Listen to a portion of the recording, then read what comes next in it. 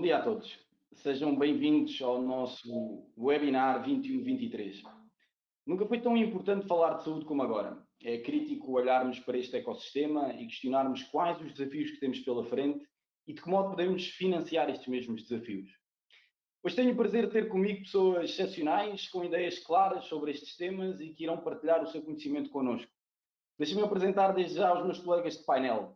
Temos connosco hoje Andréa Jesus, Funding Manager na Glint, Karina Dantas, Diretora do Departamento de Inovação na Caritas, Patrícia Calado, National Contact Point for Health, Isabel Rocha, Pró-Reitora na Universidade Nova de Lisboa e Marta Bento, Head of Strategic Planning and Innovation na CUF. Sejam muito bem-vindas, é um prazer enorme estar aqui convosco. Marta, vou começar por ti.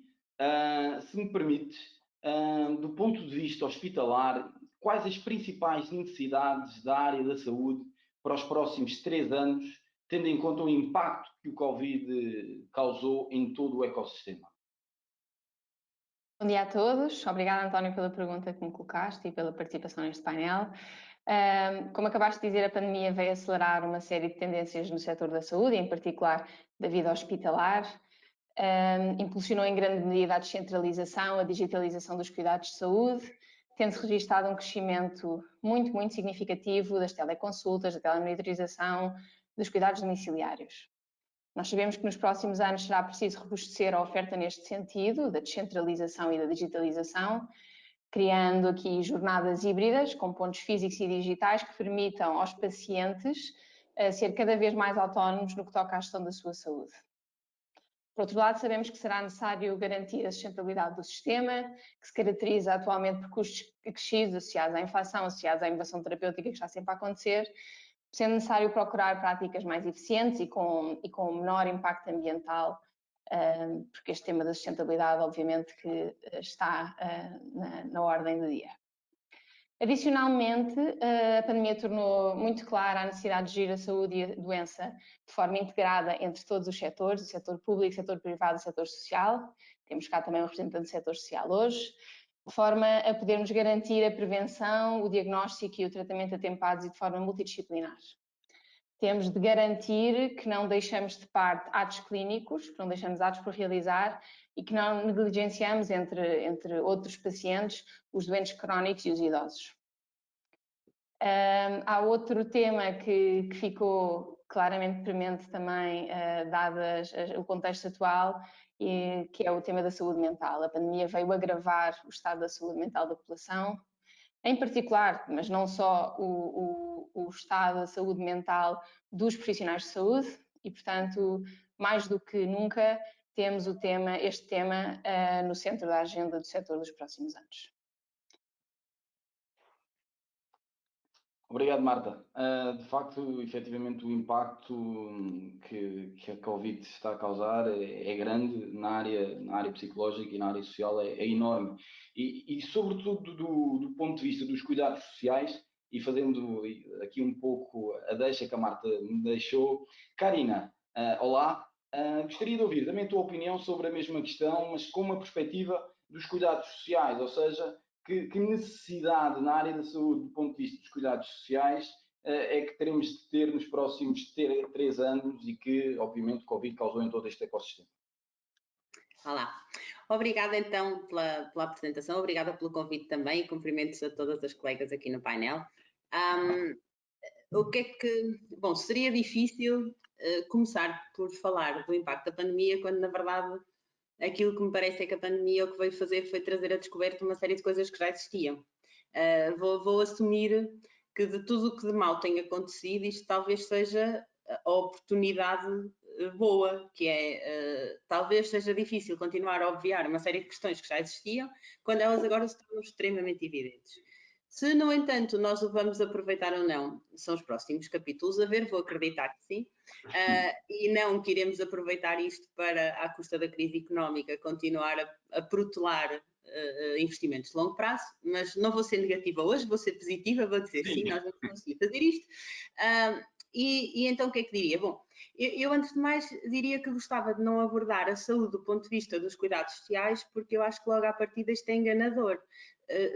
as IPSS, por exemplo, como a Caritas, prestam cuidados de saúde em muitas situações e muitas vezes os hospitais prestam cuidados sociais, os cuidados de saúde primária prestam apoio social. Portanto, para mim, se calhar, o grande engano neste discurso é nós continuarmos a abordar a saúde e o social de forma separada. Eu gostava de o fazer de forma um pouco mais integrada. Dizer que, independentemente de quem presta, a saúde e o social estão a par. Necessitam efetivamente estar a par. Anteriormente à pandemia já acontecia dos hospitais terem idosos que ficavam internados porque não tinham um lar para onde ir ou não tinham apoio familiar. Assim como do nosso lado, nós muitas vezes fazemos apoio domiciliário absolutamente apenas social, quando na verdade as pessoas estão a precisar de apoio ao nível da saúde também. Portanto, aquilo que eu acho que a pandemia veio tornar absolutamente evidente é que nós temos que ter uma abordagem diferente no apoio. Muito particularmente às pessoas que têm alguma doença crónica ou que estão a envelhecer ou que têm necessidade de apoio suplementar, obviamente, mas também a todos aqueles que não são pacientes, a todos os cidadãos que podiam gerir a saúde de uma forma diferente, integrada nas suas vidas diárias, em vez de serem apenas alvo de cuidados quando estão em situação de doença. Portanto, existem se calhar estas duas principais abordagens e que era muito bom que também servissem como ponto de partida, se calhar, para aquilo que podem ser as oportunidades de financiamento ou de investigação para os próximos tempos. Se calhar temos centrado muito, de facto, o discurso no paciente, e eu gostava muito e faço sempre possíveis para tentar centrar no cidadão, que é, há uma série de problemas que nós podíamos evitar se fizéssemos mais prevenção, se o nosso financiamento, que na investigação muitas vezes vai para a prevenção, depois também passasse para a implementação na prevenção. O nosso Serviço Nacional de Saúde continua a não ter investimento ao nível da prevenção, o Ministério da Segurança Social continua a não fazer investimento ao nível da prevenção. Portanto, na verdade, nós às vezes fazemos projetos fantásticos de ferramentas que podiam ser muito úteis, mas elas depois não são incorporadas no financiamento nacional em termos estáveis. E isto passa por não serem projetos a 3 anos que se colocam na gaveta, mas por serem situações que são de facto integradas. Todos nós sabemos que os centros de saúde neste momento estão com imensas dificuldades em sequer responder às emergências, que mais fará em prevenir que elas aconteçam. Portanto, a grande pergunta é, agora a pandemia demonstrou todas estas fragilidades. Vou ficar por aqui para não passar à frente do meu tempo. Mas será que nós conseguimos agora responder com mais do que seja um plano por 4 anos, que é o ciclo governativo? Será que, de facto, nós temos coragem para implementar medidas de fundo que vão implicar investimento, que vão implicar transformação organizacional, mas que podem dar resultados a longo prazo? Se conseguirmos fazer isto, acho que como comunidade, como governação, como país, conseguimos responder ao impacto da pandemia. Se continuarmos apenas a dar soluções que dão respostas rápidas dentro de cada ciclo governativo, na próxima pandemia vamos estar a discutir isto outra vez, o que eu, apesar de gostar muito de todos vocês, dispensava. Seria bom discutir outra coisa. Karina, é verdade. Passaria ao próximo. Obrigado pela tua intervenção. E Patrícia, aproveitando estas excelentes questões que a Karina nos deixou no ar e esta visão mais integrada, utilizando a palavra muito feliz que a Karina utilizou, muitos têm falado dos programas de investigação e inovação da União Europeia. Na tua opinião, que oportunidades de financiamento poderão existir, sobretudo para o setor da saúde, quer a nível nacional e europeu? E se queres dar algum conselho a nível de posicionamento da comunidade, em especial, obviamente, da saúde? Obrigada. E aqui um bocadinho a sequência do que a Karina disse, se calhar começo com uma nota, peço perdão. O programa que eu represento é o Programa de Investigação e Inovação da União Europeia, é o atual Horizonte 2020, que está a terminar, é o futuro Horizonte Europa. Que são programas que financiam investigação e inovação em todas as áreas, uma delas é a área da saúde. Mas nós temos sempre a questão de que as políticas de saúde, pegando aqui na deixa que isto depois no final das contas só serve se for implementado, não é? E as políticas, e de forma sustentável, as políticas de saúde são responsabilidade de cada Estado-membro. E essa é uma das grandes dificuldades. Portanto, eu vou dizer o que é bem, vou dar a minha opinião, nós temos que participar, mas temos que, a nível nacional, depois conseguir beber do que fazemos para trazer um verdadeiro valor em saúde para a nossa população, para os portugueses. Senão ficamos com umas participações interessantes e muitas vezes até impactos que são absorvidos noutros países, mas que nos passam ao lado. Portanto, eu acho que esse é um grande desafio que nós temos a nível nacional. Dando um bocadinho a perspectiva do lado do programa que está agora a terminar, que era o que estava a correr durante a pandemia, logo em março, a União Europeia, pelo lado do que foi a investigação, respondeu muito rapidamente à crise, aliás, em fevereiro, à pandemia, ainda em fevereiro, com a abertura de novos concursos, porque nós precisamos de investigação e de inovação para dar resposta a isto. E o mais fácil de perceber é que precisávamos de testes diagnósticos, lembram-se, estamos agora numa situação bastante diferente do que estávamos em março, tínhamos só o RT-PCR e outro tipo de condições, precisávamos de uma vacina, que ainda hoje estamos muito ansiosos e nesta incerteza de quando é que ela chega, ou pelo menos que chega de forma efetiva a toda a população, e precisamos das terapias, que eu acho que às vezes ficam um bocadinho esquecidas, mas qualquer investigador da área vai dizer provavelmente que havendo terapia, entre uma vacina e uma terapia, já ouvi muitas vezes eles a escolherem claramente a terapia. E, portanto, a União Europeia respondeu rapidamente do lado da ciência, do lado da investigação, lançou um plano que se chamava ERA versus Corona Action Plan, o ERA é European Research Area versus Corona Action Plan, e tem posto uma série de dinheiro em projetos para dar resposta nas várias áreas à pandemia. Neste momento são quase 500 mil milhões de euros em projetos, 500 milhões de euros em projetos desde março. Estes projetos são muito focados em diagnósticos, terapias, algumas vacinas, mas também muito focados em resposta social e resposta de saúde mental. Devo dizer que, ao contrário do que é... Não, vou dizer isto estou positiva. Portugal teve uma participação muito melhor nestes concursos do que é a sua média.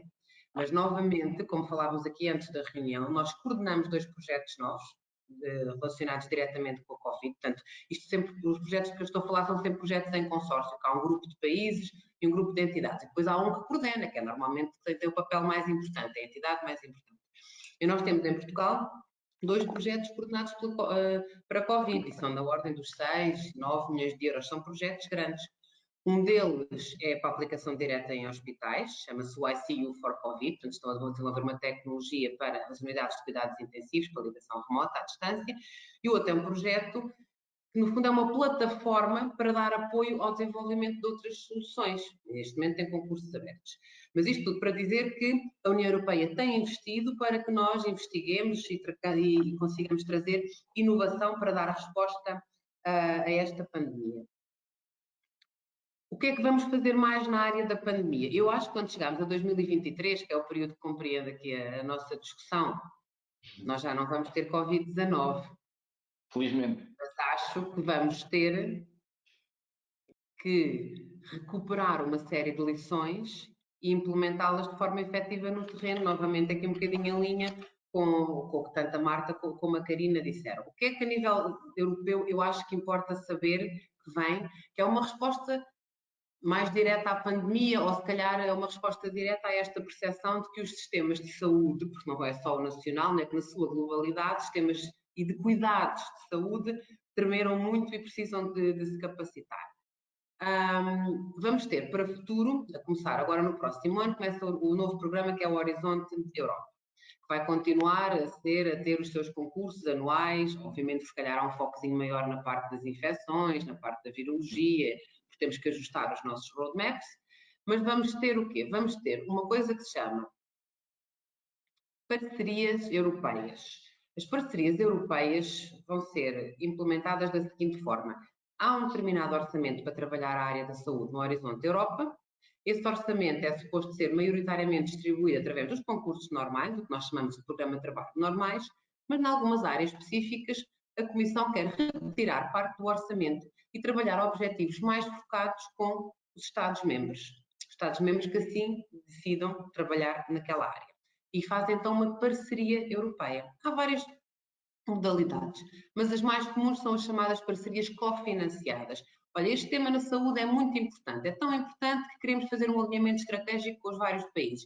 A Comissão põe X, os países põem Y e vamos cofinanciar, ter agendas estratégicas conjuntas e trabalharmos juntos neste sentido.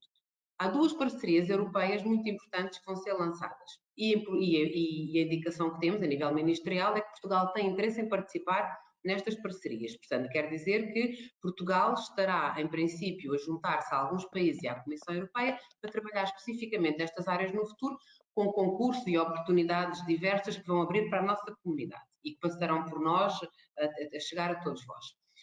Um deles é uma parceria que é evidente, está a ser planeada uma parceria em Pandemic Preparedness. É nova, não estava prevista, as parcerias estavam fechadas porque é suposto não haver muitas, porque depois há muitas, ficam todas muito pequeninas, ninguém se entende. Portanto, é suposto não haver muitas parcerias. Na área da saúde estão previstas 8. E agora vem esta. É um bocadinho inevitável porque, tendo em conta as circunstâncias deste ano, ainda não sabemos muito sobre esta parceria, mas vamos trabalhá-la de forma conjunta na União Europeia.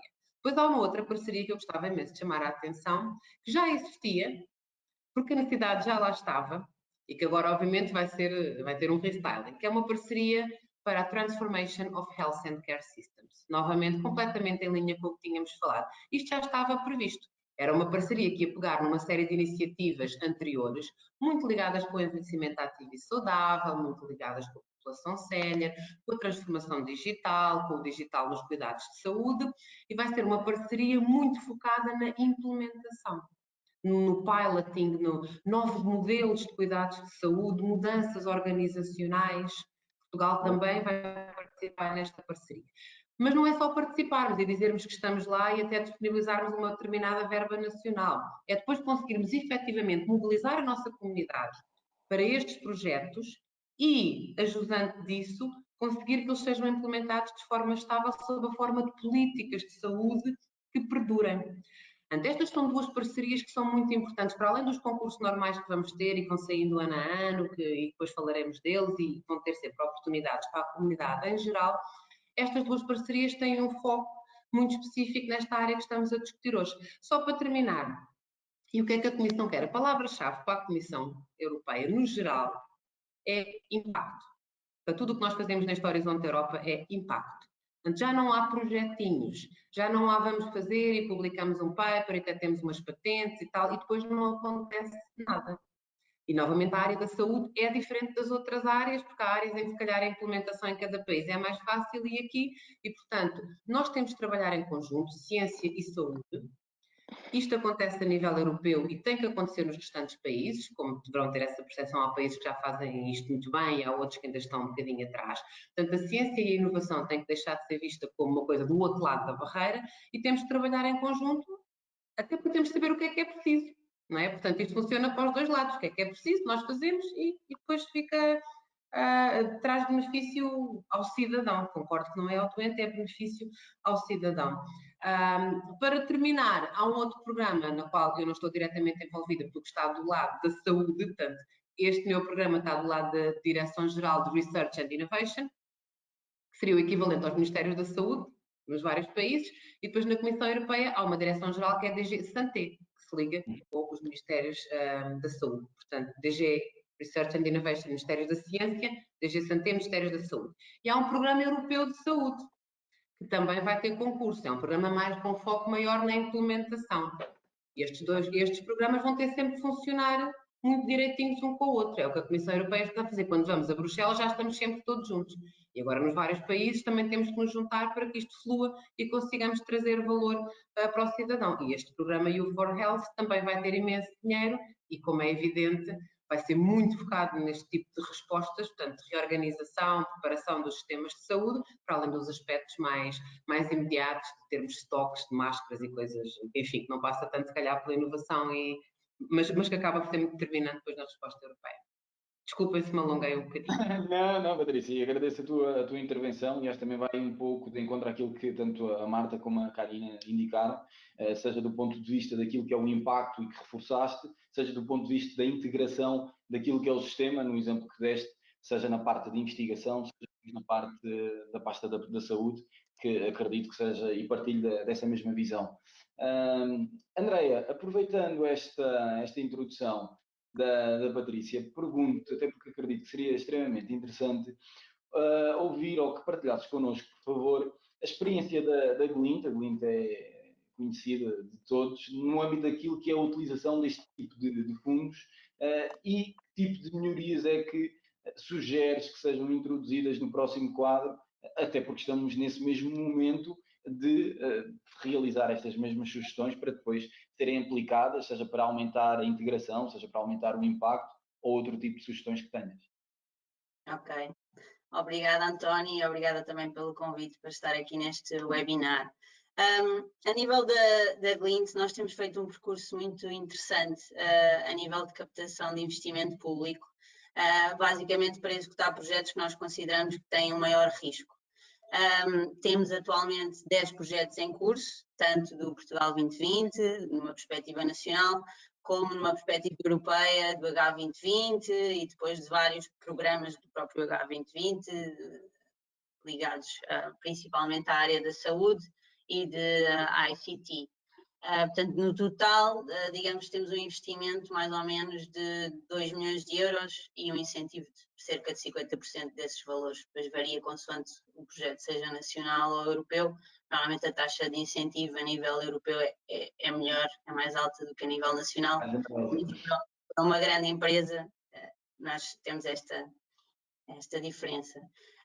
Depois, a nível de experiência, nós normalmente temos 2 grandes critérios para selecionar os projetos onde participamos.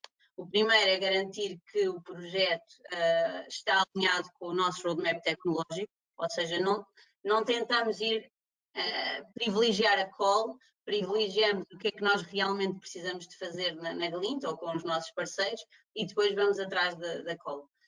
E o outro grande critério é tentar ter sempre end users no projeto connosco, sejam hospitais, sejam entidades mais da vertente social, por exemplo, com a Caritas estamos em alguns projetos em conjunto e com outros end users, portanto, alguém que possa validar as soluções que nós e os outros parceiros vão testar ou vão desenvolver naquele projeto. Depois, a nível de processo, nós basicamente seguimos 3 grandes etapas. Temos a primeira etapa que nós chamamos de scanning, onde identificamos exatamente as oportunidades que existem, os protocolos que vão saindo, e por outro lado temos um pipeline de leads, de oportunidades de negócio que vamos recolhendo em conjunto com as nossas áreas técnicas. Portanto, com estas 2 componentes, a parte das calls que vão saindo e a parte das leads que temos, depois o que tentamos fazer é casar as duas coisas para chegar então à fase da candidatura. Portanto, só avançamos para a candidatura realmente quando vemos que é uma oportunidade que faz sentido seguir, até porque o trabalho que envolve preparar uma candidatura deste género é grande, é muito grande. A nível depois de candidaturas, nós tanto trabalhamos com candidaturas individuais como com candidaturas em consórcio. O tamanho dos consórcios também varia muito, temos consórcios com 2 parceiros e temos consórcios onde estamos, por exemplo, colocados no projeto europeu, que se chama Faraón, que estão 41 parceiros europeus. Portanto, o tamanho dos consórcios e a forma de gerir os projetos também é muito diferente.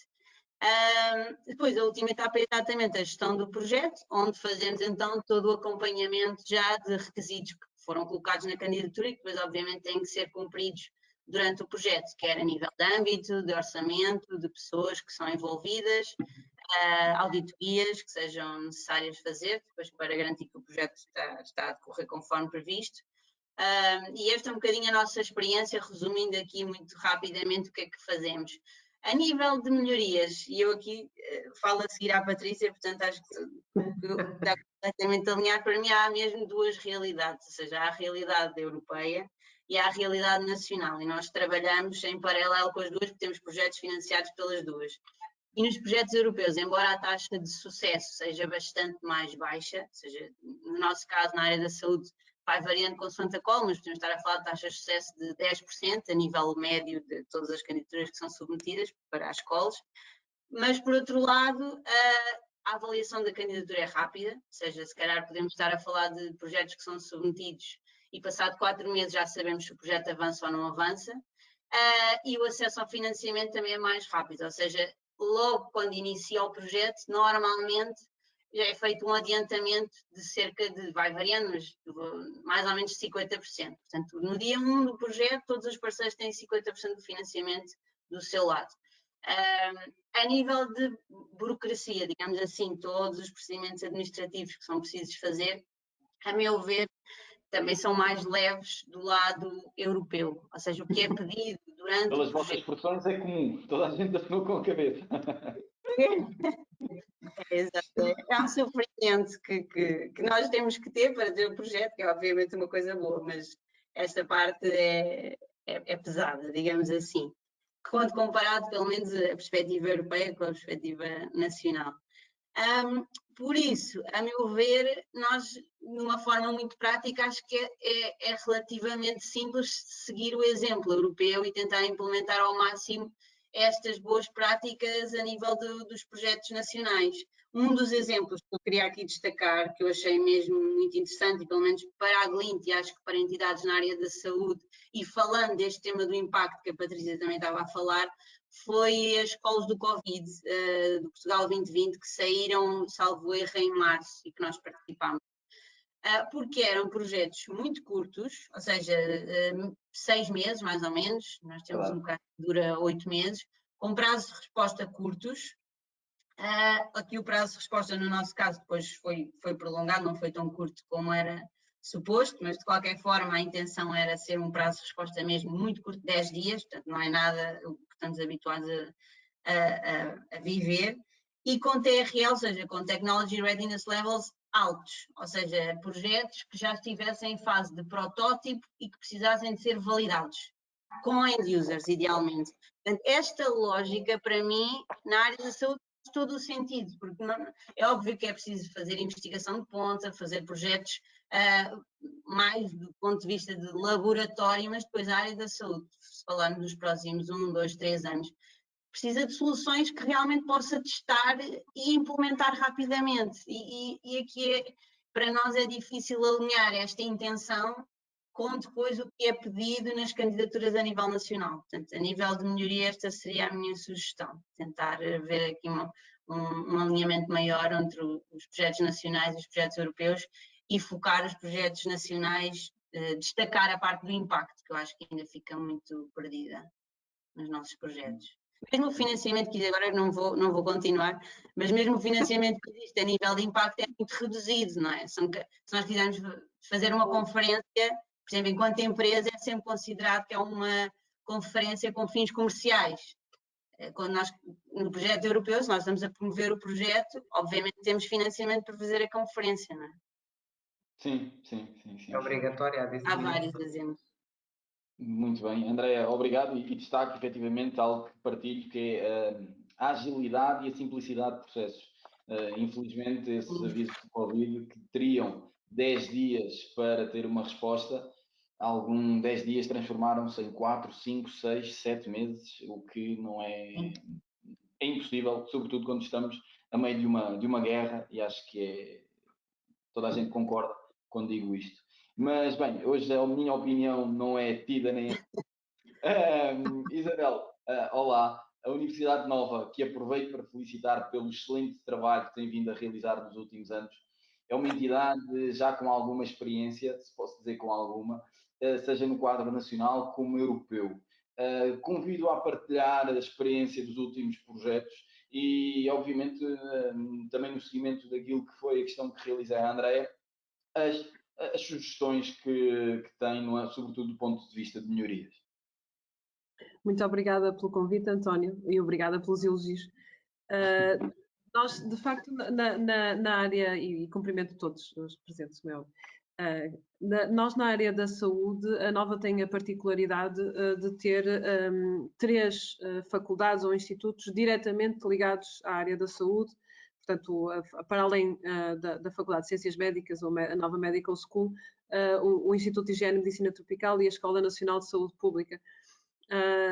E para além disso, há uma série de outras faculdades e institutos que têm atividade na área da saúde. Portanto, não sendo o foco principal, têm atividade na área da saúde, desde logo o ITQB, mas também a Business School e a Faculdade de Ciências e Tecnologia. O que significa que, de facto, quando falamos naquilo que é a investigação na área da saúde e a parte do impacto, que é a parte que me diz diretamente respeito, estamos a falar de uma área que é, por definição, interdisciplinar e que cobre uma variedade de subsetores na área da saúde. Ilustrando isso, e também casando um bocadinho aqui com aquilo que se estava a dizer há bocado, nós na Nova já temos mais financiamento europeu do que financiamento nacional, estou a falar de financiamento competitivo, e só nos últimos anos, no Horizonte 2020, conseguimos captar aproximadamente 20 milhões de euros em projetos competitivos. Pronto, é mais difícil fazer as contas ao financiamento nacional, porque ele vem de diferentes fontes, mas aquele que é por projeto é inferior a esse valor. Mas, de qualquer forma, estamos a falar de valores bastante significativos que a Nova tem conseguido captar. No caso do Covid, que foi falado aí, que nós também consideramos uma iniciativa que correu muito bem e que foi pela celeridade e que mobilizou dentro da Nova toda a comunidade e que conseguimos até agora captar aproximadamente, pelas minhas contas, os números podem não estar totalmente atualizados, mas aproximadamente 2 milhões de euros em diferentes calls de Covid este ano. E foi uma mobilização não só das unidades de investigação e dos investigadores, mas também das empresas que nós temos associadas à Nova, que foram criadas no seio da Nova, e já lá vou chegar relativamente a essas empresas. Isso só para fazer um ponto de situação do que é a investigação. Dentro das portas da Nova, para além disso, nós temos uma série de instituições de interface das quais lideramos ou que participamos, que têm tido um papel fundamental nas questões da saúde, desde logo o IBET, que teve um papel proeminente na luta contra o Covid e que tem provas dadas relativamente às áreas da saúde, mas também um collab que a Nova lidera, que foi formado o ano passado, que trabalha nas áreas da Value-Based Healthcare e uma série de outras iniciativas que eu não vou listar. O que é que nós vemos para o futuro, olhando para a questão da área da saúde e a questão do impacto que foi falada? Há certamente muitas oportunidades que surgem em continuidade daquelas que existem e até por eventualmente um aumento do volume dessas oportunidades e, portanto, eu penso que aqui o objetivo é expandir e aproveitar aquilo que são os nossos recursos humanos e as nossas ideias para angariarmos financiamento, não com o objetivo, obviamente, apenas de angariar financiamento, mas de criarmos conhecimento, criarmos tecnologia e podermos, com isso, chegar à sociedade. Portanto, esta continuidade, sem dúvida, mas haverá áreas em que nós achamos que pode haver oportunidades novas e que estão bastante alinhadas com aquilo que é a estratégia da universidade no que diz respeito à criação de impacto. Eu passo a explicar. Uma das lacunas que nós identificamos e que já foi falada é a falta de apoios na área. Quando nós passamos da bancada da investigação, depois como é que nós conseguimos criar um impacto? Desde logo, na área da saúde, as questões da propriedade intelectual e das patentes são fundamentais, não em todas as subáreas, mas em algumas subáreas, essas questões são fundamentais e é preciso salvaguardar essas questões dos pedidos de patente antes da divulgação dos resultados, mas não chega só isso, não chega só patentear algo e patentear bem no sentido de fazer uma boa patente que seja válida internacionalmente, não só que seja aceite, mas que seja defensável, porque, por exemplo, se nós estamos a trabalhar na área farmacêutica, as patentes vão ter que durar muito tempo e podem eventualmente ser postas em causa por multinacionais que, obviamente, dominam estas áreas de uma forma já com conhecimento de causa. E, portanto, há a questão da proteção, mas há depois a questão da transferência. Como é que eu consigo transferir aquilo que se cria dentro da universidade para a sociedade, para o mercado? E nós, em Portugal, temos uma experiência reduzida ainda nesse setor. E eu penso que aqui há oportunidades, desde logo pela criação do European Innovation Council e dos programas que vão surgir, não só para PMEs, mas também para investigação mais aplicada, e eu espero que venham a surgir mais do que aquelas que já estão para já anunciadas. Tenho essa expectativa até conversas que tenho tido. porque é essencial, por exemplo, que haja financiamento para a investigação, muitas vezes que sai da bancada da universidade, mas ainda não faz sentido dar origem à criação de uma empresa. Portanto, eu penso que vai haver aqui algumas novidades. Nós na Nova, para além das várias iniciativas que eu vos falei, temos uma iniciativa de dar um selo de startups da Nova, chamamos de spin-offs, a empresas que saem das nossas bancadas ou da nossa tecnologia, e com isso damos-lhes uma série de benefícios e de apoios internos. E dentro das 18, isto foi um selo que começou a ser aplicado o ano passado, nós já certificamos 18 empresas, dentro dessas 7 são na área da saúde. E, portanto, são empresas que estão muito bem posicionadas também para captar alguns destes fundos que agora vão surgir em muito maior volume e muito mais bem organizados por parte do European Innovation Council para essas empresas. Para além disso, há outro tipo de iniciativas, não temos tempo de falar sobre elas todas, como é óbvio, mas o AIT Health, que é uma iniciativa que existe também, que está nesta área da interface e que a Nova, penso eu, que irá aderir proximamente. E acabava só a dizer que nesta área do impacto também estamos envolvidos e estamos a liderar um projeto que já foi aprovado de criação de uma entidade de apoio a startups na área das ciências da vida e da saúde na região de Oeiras, e que não só terá uma incubadora para as ciências da saúde e da vida, mas também terá uma série de outras iniciativas baseada nas melhores práticas internacionais e que esperamos que venha também a fazer aqui uma diferença e aproveitar algumas destas novas oportunidades. Eu não vou falar tanto daquilo que pode ser melhorado, porque a Andreia e outras já mencionaram isso. Só mencionava um pequenino ponto para além daqueles que eu subscrevo em absoluto, que foram ditos, desde os atrasos até à burocracia, mas a questão do bottom-up, que é, não falando agora tanto em termos de fundos estruturais que são geridos a nível nacional, que esses têm os problemas que a Andreia disse, mas certamente terão outras vantagens, mas ao nível europeu, dos problemas que eu vejo para um país como Portugal e para uma universidade como a Universidade Nova, que vê nos fundos europeus uma oportunidade muitas vezes mais interessante do que os fundos nacionais, é o facto de haverem muito poucas oportunidades bottom-up, ou seja, as escolas estão muito definidas à partida em termos temáticos e muitas vezes há poucas oportunidades para ideias que surjam numa determinada área, mas que não encaixem exatamente naquilo que foi definido para aquela call. Eu sei que isso vai mudar em alguns casos, portanto tenho alguma expectativa que também aí possamos aproveitar oportunidades que possam surgir. Obrigado, Isabel. Excelente contributo. Antes de abrir o espaço para perguntas e respostas, que convido desde já os nossos participantes a colocar, gostaria de fazer a mesma questão a todas vocês. Acho que é uma questão importante e que permite conjugar todas estas perspectivas que tiveram a oportunidade de partilhar connosco. No fundo, a questão é: que lições podemos tirar desta pandemia? Quais os principais impactos a longo prazo na sociedade, em particular no setor da saúde? E, Marta, volto a ti e gostava de ouvir a tua opinião, por favor. Esta pergunta acaba por estar minimamente alinhada com a primeira à qual eu respondi, mas calhar aproveito para fazer um resumo.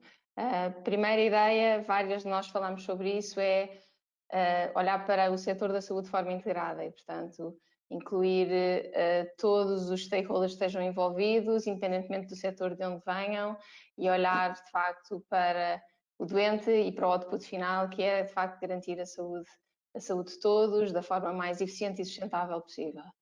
A pandemia veio claramente despoltar algumas tendências que já estavam identificadas e, portanto, eu diria que mais do que trazer novidades, claro que foi necessário haver novidades nos temas de terapêuticas e nos temas mesmo dos circuitos hospitalares e por aí fora, mas a maior parte das grandes alterações que o setor sofreu já estavam identificadas, até já estavam a acontecer a um ritmo mais lento, mas agora avançaram em força e, portanto, garantir que a futuro estas tendências se mantêm de digitalização e de descentralização dos cuidados de saúde é muito importante, sendo que para isso podemos claramente tirar partido de uma série de novas soluções, ainda por investigar e por implementar,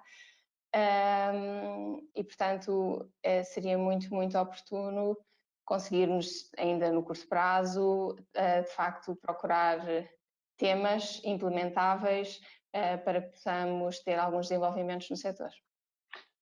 Pegando na tua observação, e se me permites, até porque achei uma iniciativa fantástica, vês a questão da digitalização através das teleconsultas como uma realidade mais massiva a curto, médio prazo?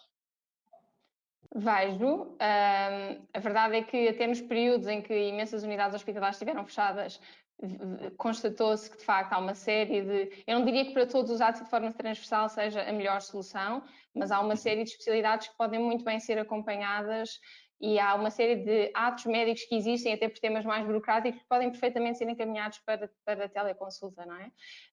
Para que a experiência do paciente seja efetivamente boa, é necessário arranjarem-se alguns complementos à teleconsulta e à telemonitorização e ao acompanhamento de sinais vitais e por aí fora, que esses sim ainda podem ter alguns desenvolvimentos e, portanto, se conseguirmos aqui de forma um bocadinho integrada conseguir ir melhorando essa experiência, a teleconsulta tem tudo para ficar. Mas se formos olhar para o que é que aconteceu mesmo a nível de utilização de teleconsulta ao longo deste ano, tivemos ali os meses de abril e maio, em que de facto houve um crescimento muito exponencial, quase do peso da teleconsulta. Depois no verão, quando estávamos entre vagas, efetivamente as pessoas ficaram mais confortáveis para voltar aos hospitais e mesmo os próprios médicos mais confortáveis para abrir agendas hospitalares, mas agora também já voltamos a verificar que a adesão à teleconsulta está a voltar e, portanto, é preciso haver condições, é preciso, e essencialmente para as pessoas que são menos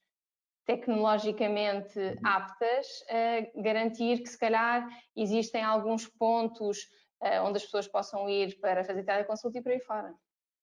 Obrigado. Obrigado, Marta. António, desculpe, posso seguir aqui? Claro, aliás, eu ia te chamar agora, Karina. É porque antes da Marta falar, eu ia dizer que acho que o que a sociedade mais mudou e vai mudar e vai ter um grande impacto durante o próximo tempo é no aumento do fosso. Ou seja, e isto agora está muito ligado àquilo que estávamos a falar da digitalização. Eu explico o fosso entre os que têm, na Europa, os que têm condições para continuar a ter emprego, casa e condições suficientes e aqueles que vão entrar ou numa situação de pobreza ou numa situação de exclusão por outras razões, como por exemplo a digital, que se vai evidenciar muito mais nos próximos tempos. Portanto, eu acho que o fosso entre os que estão bem e os que não estão, em muitas situações se vai agravar terrivelmente e já se agravou durante este período. E sinto que nós facilmente cairemos no que é o exemplo americano de o que conta como opinião é do homem rico, literado e com emprego. E nós facilmente caímos nesse erro aqui em Portugal se partirmos do princípio que a digitalização vai poder ser implementada como é para qualquer um de nós. Ou seja, eu vejo com muito bons olhos, e como sabem a Caritas participa em inúmeros projetos na área da digitalização da saúde e do apoio social, portanto eu vejo com muito bons olhos esse avanço, mas tenho que dizer, e posso dar um exemplo muito concreto, que isto não é assim para uma grande parte da população, não é apenas para os mais idosos, é mesmo para uma grande parte da população.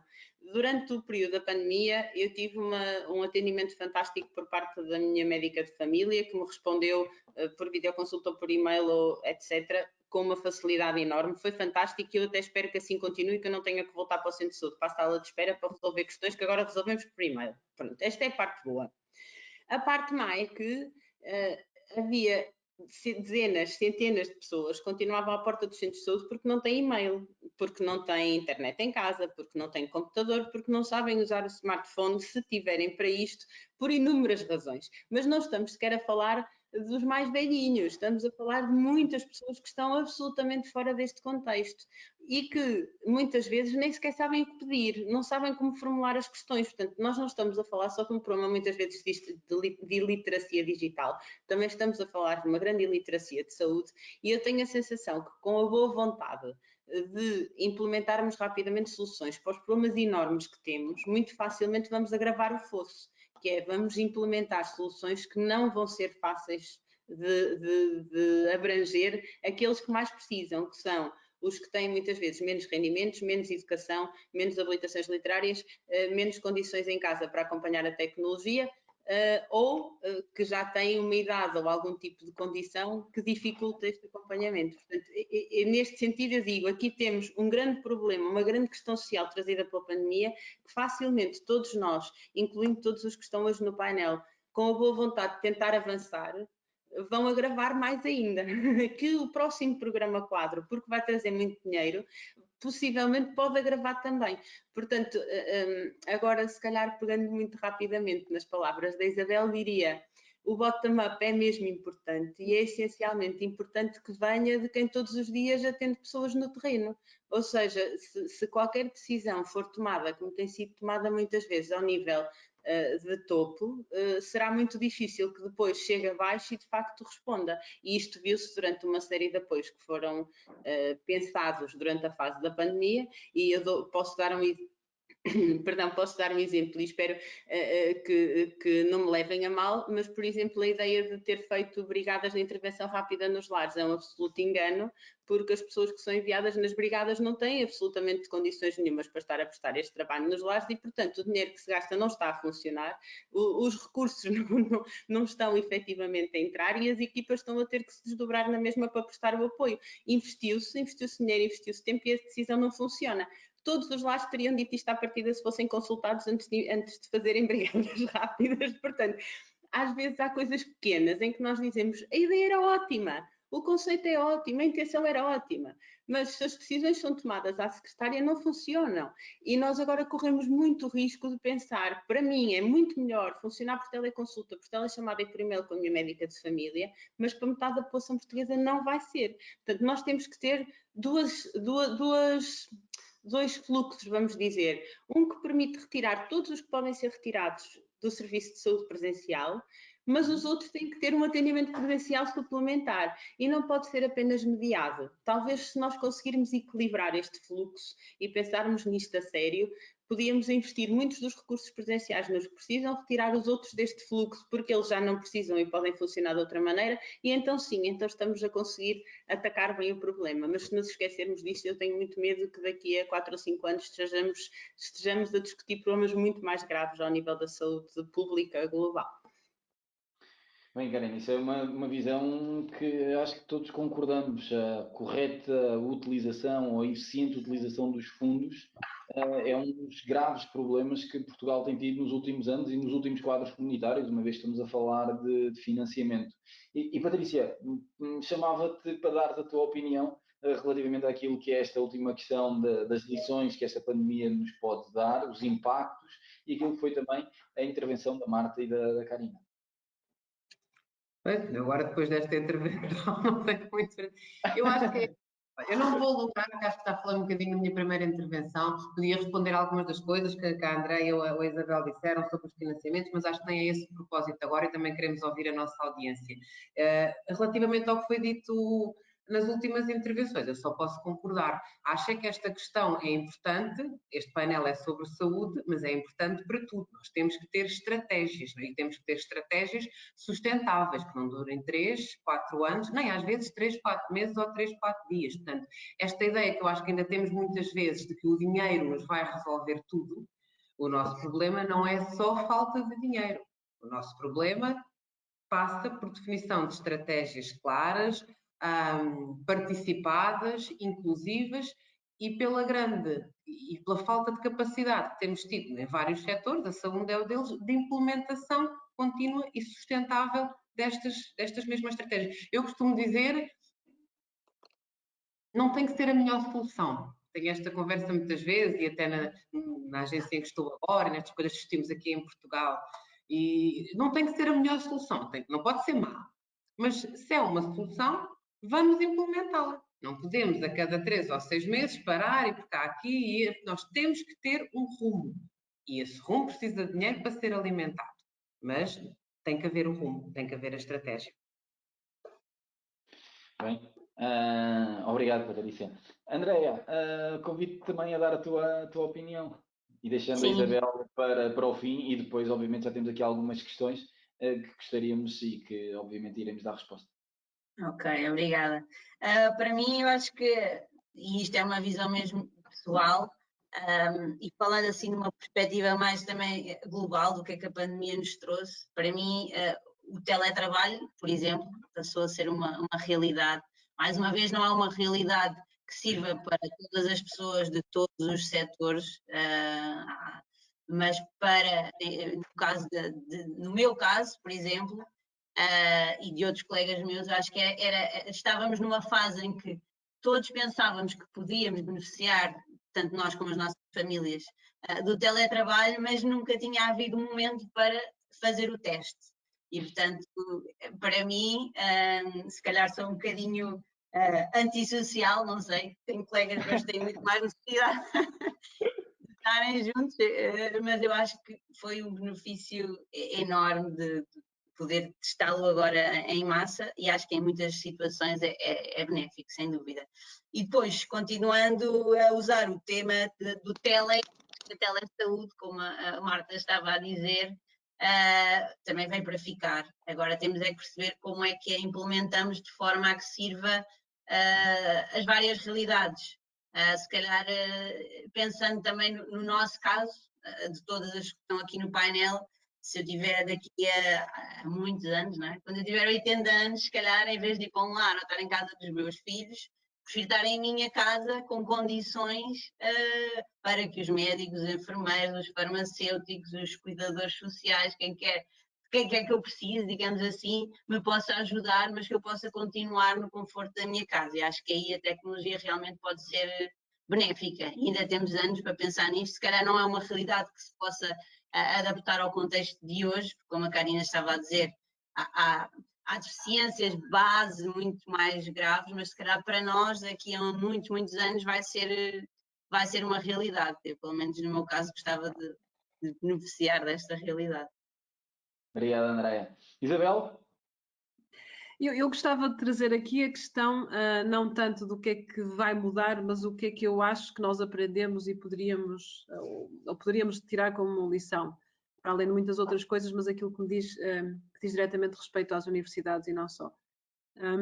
Aquilo que me parece é que a aposta na ciência, a aposta em termos recursos humanos preparados num conjunto de áreas que convinha identificar e termos infraestrutura e capacidade de produção deveria ser algo que dever nos levar a pensar relativamente a esta pandemia. E eu dou como exemplo aquilo que eu acho que correu bem, ou relativamente bem, e aquilo que podia ter corrido melhor. O que é que seguramente correu bem porque nós tínhamos isso, foi relativamente aos testes, a Patrícia já falou, portanto, relativamente aos testes PCR, nós tínhamos essa capacidade aonde? Nos institutos, nas instituições de saúde, mas também nas universidades. As universidades colocaram à disposição e continuam a colocar, portanto, nós temos dois institutos ou 2 centros de investigação que têm a sua capacidade em termos de RT-PCR à disposição de serviços de análise e que continuam a fazê-los. Portanto, eles estavam lá, as pessoas sabiam operá-los e foi fácil e relativamente rápido colocar isso à disposição daquilo que era necessário. Se nós não tivéssemos essa capacidade instalada, ainda hoje estaríamos numa situação provavelmente complicada. Os países que não fizeram essa mobilização das universidades, nem todos fizeram, neste momento têm uma capacidade de estágio bastante abaixo daquela que seria desejável. O recurso humano já falei. Os testes serológicos é algo que obviamente demora mais tempo a desenvolver, mas nós aqui também temos essa capacidade. Na Nova temos a felicidade de estar num consórcio que está a olhar para novos testes serológicos, que inclui o IBET, o ITQB e o CEDOC. E, portanto, também aqui podemos trazer cartas, inclusive ao nível da produção dos próprios testes, que temos essa capacidade. O que é que não correu tão bem? As vacinas. Nós não temos capacidade em Portugal nem para desenvolver, nem para produzir a maior parte das vacinas. Certamente aquelas que vão ser as primeiras a sair, provavelmente nunca teríamos. porque são tecnologias que foram desenvolvidas num determinado contexto, mas para aquilo que são vacinas mais, digamos, tradicionais, poderíamos ter essa capacidade. Nunca se investiu nessa capacidade e acho que seria de pensar se deveríamos ou não ter essa capacidade. Se calhar as máscaras, que saem um bocadinho fora daquilo que estamos aqui a falar, mas que também é um bom exemplo, não é? A capacidade industrial, a capacidade de investigação instalada para fazer face a situações de emergência como aquela que vivemos e que poderiam, em casos, se pensarmos que poderiam ser piores, porque nós pensamos sempre que estamos numa situação muito má, mas seguramente numa pandemia um bocado diferente isto podia ser muito pior. E o que é que o país precisaria de ter para poder sozinho fazer face a uma situação destas? Portanto, eu penso que isto era uma das lições que eu acho que nós devemos pensar. Eu acho que são excelentes questões e remetes-me para o tal plano estratégico que, como país, deveríamos ter e pensar o país a mais longo prazo e, portanto, agradeço essas mesmas questões. Por falar em questões, temos aqui bastantes questões. Acho que não vamos conseguir responder a todas, mas no seguimento também, e como é prática, iremos, a posterior, responder. Irei começar pela última, por uma questão de simplicidade. O Hugo questiona o relatório da OCDE sobre a saúde, coloca Portugal na cauda do investimento na área da saúde. Como podemos estimular e fomentar um aumento de investimento e inovação na saúde e quais as barreiras? Não sei se há alguém em particular que gostaria de responder a esta mesma questão, talvez juntar a perspectiva académica, Isabel e Patrícia, pedia-vos a vocês as duas para darem esta mesma resposta no âmbito daquilo que é a questão do Hugo. Se eu tivesse uma resposta seria, sem dúvida que é um ponto pertinente, que não sei se podemos ter uma resposta. Posso fazer um comentário? E pegando um bocadinho naquilo que a Patrícia disse há bocado e que eu subscrevo e que eu acabei por não falar também, que é a necessidade que temos de trabalhar em conjunto. E quando eu falo em conjunto, se pensarmos na parte da investigação, que é aquilo que me pediu para abordar, certamente que haverá outras perspectivas a essa questão, na parte da investigação e da investigação aplicada, a participação dos vários intervenientes é essencial. E isso vê-se noutros países e isso mobiliza o investimento. Portanto, se nós conseguirmos envolver outras instituições para além da academia, e quando falo outras instituições, há uma que é óbvia e que em Portugal é aquela que está mais afastada desta pipeline de investigação, que são os hospitais. Que são aquelas entidades que noutros países europeus são muitas vezes até o centro de certo tipo de investigação, chamada investigação clínica, e que em Portugal, por razões que eu não vou abordar nem sequer a minha área, portanto estamos aqui a falar genericamente, mas por variedíssimas razões, muitas delas estruturais, têm estado arredados dos esforços da investigação. E, portanto, em termos de captação de fundos europeus, mas também da mobilização de investimentos, para mim parece-me essencial fomentarmos a colaboração. Patrícia? Impossível não concordar com a Isabel, até porque é a natureza do programa que represento. Embora tenha áreas em que uma empresa pode, por exemplo, concorrer sozinha, são na generalidade, a saúde é multidisciplinar. Portanto, pode uma empresa num determinado momento ter uma parte de trabalho sozinha, mas nós somos multidisciplinares. Em relação aos fundos, à situação portuguesa, porque acho que é isso que a pergunta se refere, já sai fora do meu chapéu da Horizonte Europa, mas o que eu posso dizer é que neste momento há uma determinação muito grande do lado do Ministério da Ciência em aumentar para 3% do PIB em 2030, não tinha estes números totalmente preparados, mas é o que o nosso Ministro tem anunciado, com um investimento público e privado. Portanto, isto terá que vir dos dois lados, à semelhança do que acontece noutros países.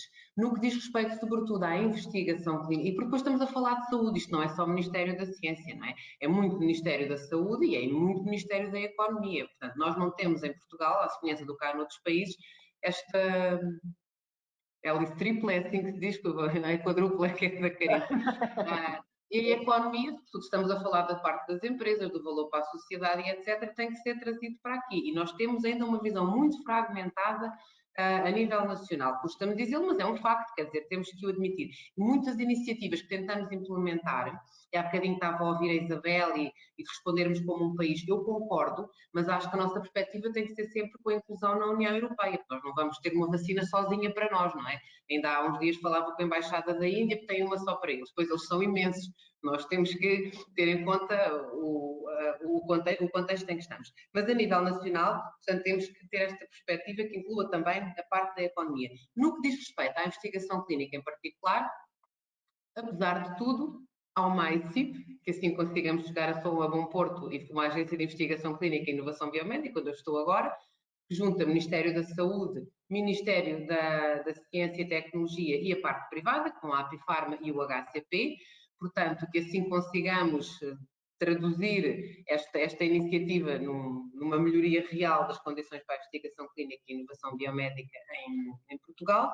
E temos alguns outros indicadores, no que diz, por exemplo, respeito aos investimentos no roteiro de infraestruturas nacionais, 60% do investimento tem que ser feito em investigação clínica. No que diz respeito à investigação clínica e ao aspecto muito bem focado pela Isabel, nós temos de facto imensas dificuldades para que os nossos hospitais tenham profissionais de saúde, não são só médicos, porque há imensos enfermeiros pela Europa fora e outros profissionais de saúde a participarem em grandes projetos de ponta de investigação, e nós temos imensas dificuldades. Isto não é o Ministério da Ciência sozinho que os vai resolver, porque há uma série de condicionantes que conhecem.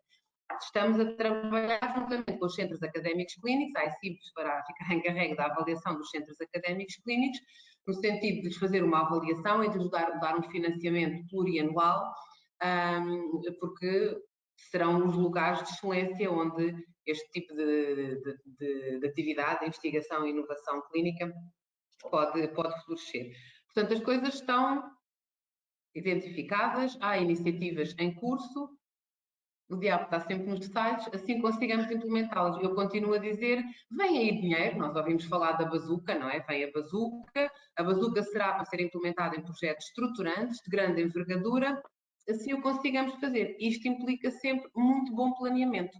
E eu tenho dúvidas de que nesta fase o que me preocupa é que consigamos fazer bons planeamentos nesta fase, porque já em situações calmas às vezes temos alguma dificuldade, eu a sensação que vou ter é que isso agora não, porque agora há que dar resposta ao dia da manhã.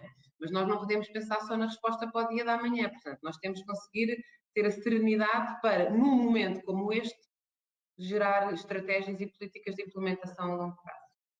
Projetar o país a longos anos, é uma verdade. Talvez agora Marta, Karina e Andreia, convidava-vos a uma questão direcionada para vocês, que é, podem dar exemplos de quais consideram ser tecnologias near to market na área da saúde e de que forma cada uma das vossas entidades está a trabalhar nesse sentido? Talvez comecemos pela Marta, se não te importas, Marta. Eu diria,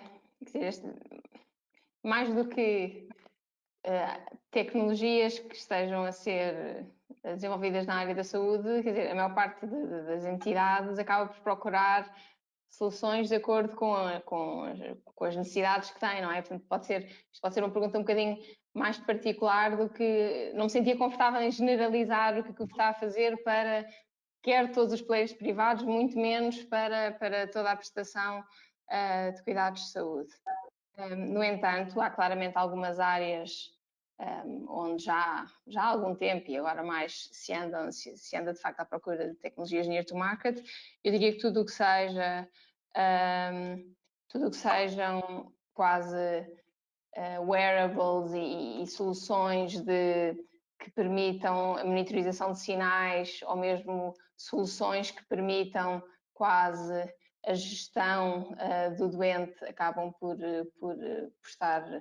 ser muito atuais e estarem muito, ou seja, acabarem por ser procuradas. Tudo o que tem a ver com soluções de inteligência artificial aplicada a cuidados hospitalares também, obviamente, e portanto, não só aquilo que já se fala há muito tempo de processamento de imagem, mas hoje em dia entrando em áreas um bocadinho mais diferentes também, eu diria que se estão à procura. O que é que eu posso dizer mais? Saúde mental, ficou agora ainda mais, portanto, se calhar ainda por desenvolver e dizer o que é. claramente que está no radar. Não sei se André e Karina se querem acrescentar. Andréia, queres dar o teu contributo, por favor?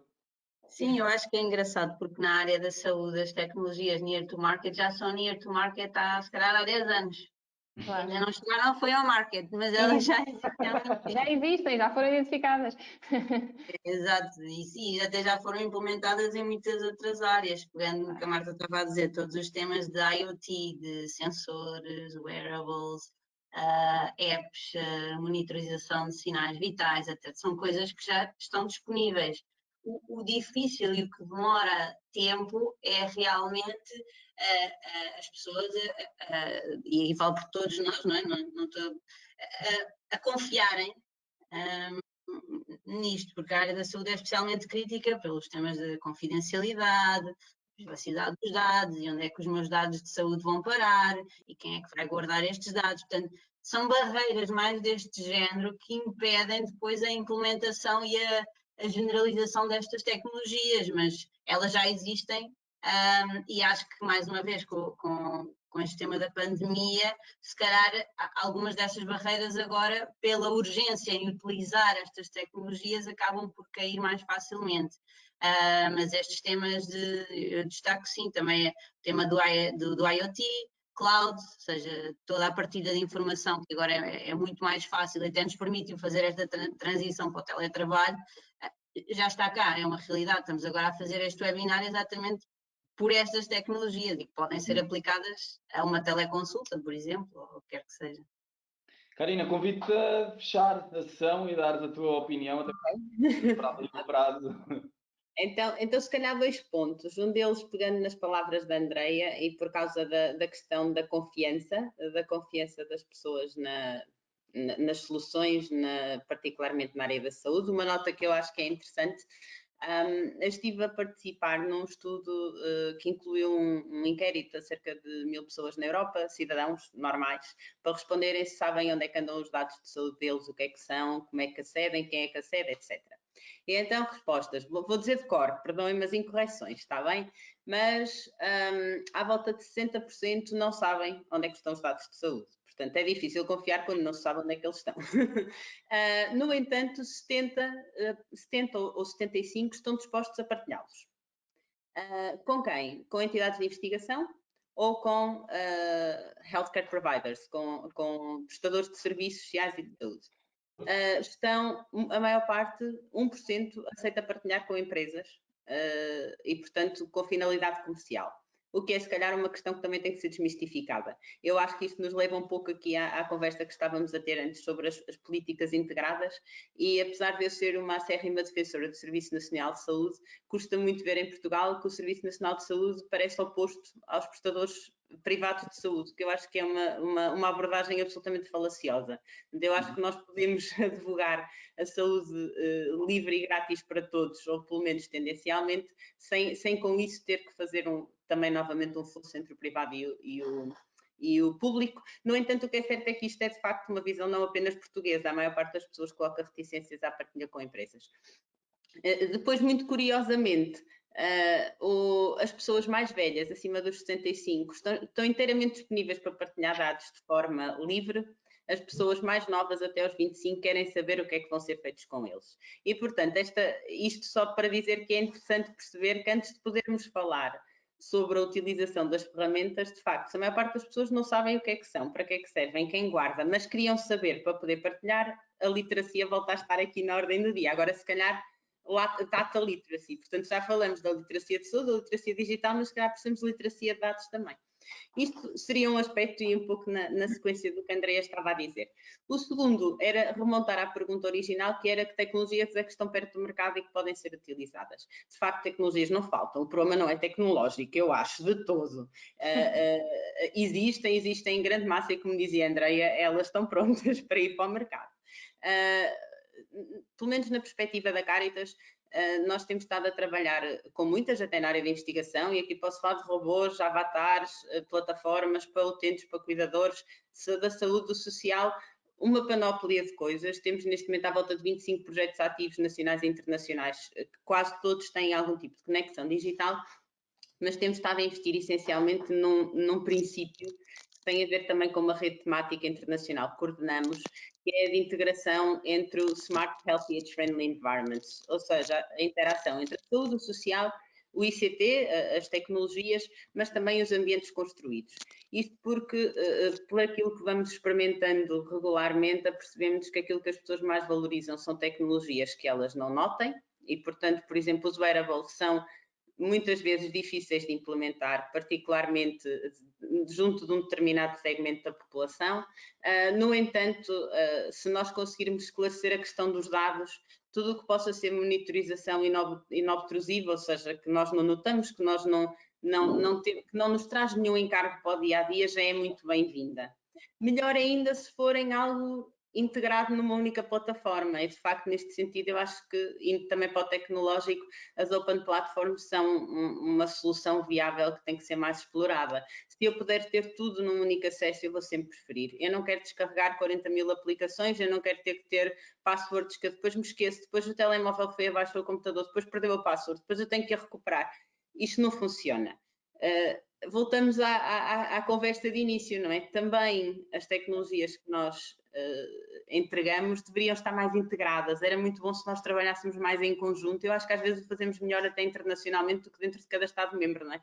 Seria bom que nós conseguíssemos chegar a coisas fáceis e que eu, com uma solução única, consigo aceder ao serviço de apoio domiciliário, ao hospital, ao médico de família, consigo saber os meus dados internos, consigo saber a minha calendarização de consultas, a minha medicação, o que eu preciso. Se eu conseguir ter uma solução simples, se eu confiar que os dados não são mal utilizados, eu vou usá-la.